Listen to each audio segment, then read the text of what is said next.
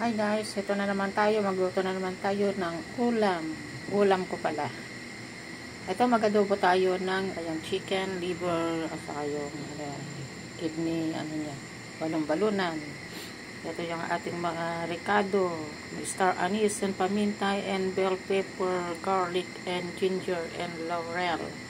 So, i-fry muna natin dito guys. And then, timplahan na natin ng dark soy and water.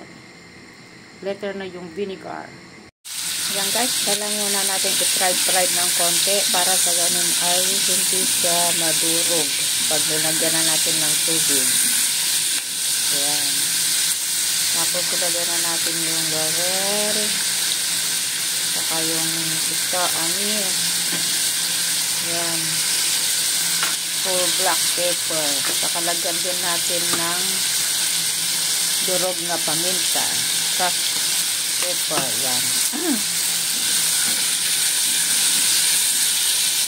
And then, na-fried na siya. Lagyan na natin siya ng dark soy.